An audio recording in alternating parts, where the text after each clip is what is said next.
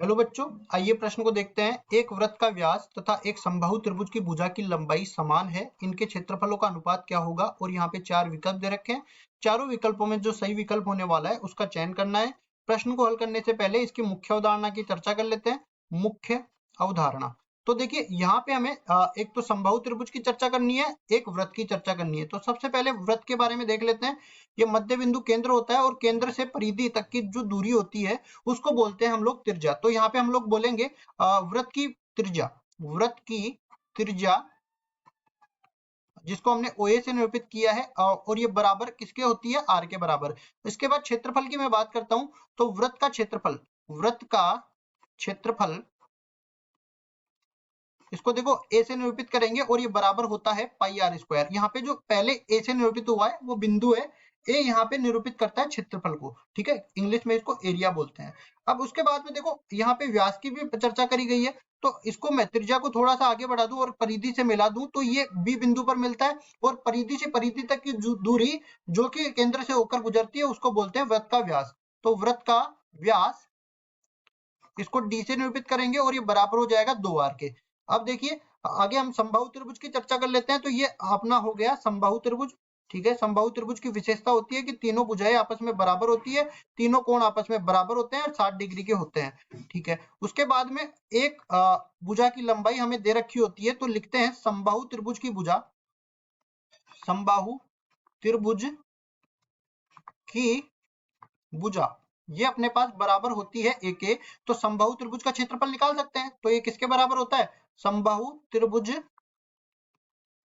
का क्षेत्रफल। और देखिए इसको भी हम लोग A से निरूपित करेंगे, तो इसको A1 से निरूपित कर लेते हैं, इसको A2 से निरूपित कर लेते हैं। ये बराबर हो जाएगा किसके?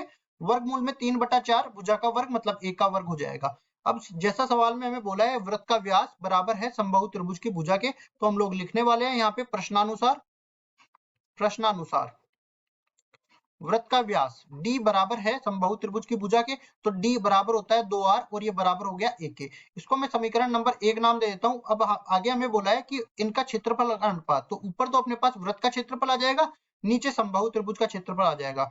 वृत्त के क्षेत्रफल को A1 बोला, समबाहु त्रिभुज के क्षेत्रफल को A2 बोला। वृत्त का क्षेत्रफल होता है पाई आर स्क्वायर और समबाहु त्रिभुज का क्षेत्रफल होता है किसके बराबर?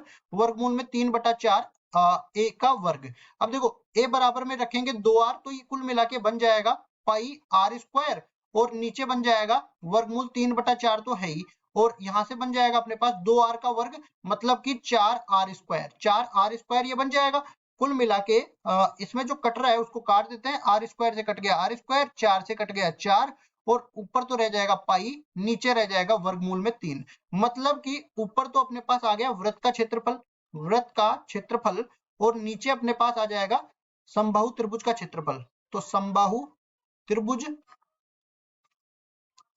का क्षेत्रफल, इन क्षेत्रफलों का जो अनुपात आया वो आ गया अपने पास पाई बटा में वर्गमूल में 3। और देखिए ये किस कौन से विकल्प में है? पाई बटा वर्गमूल 3 बी विकल्प में, तो बी विकल्प बिल्कुल सही उत्तर हो जाएगा।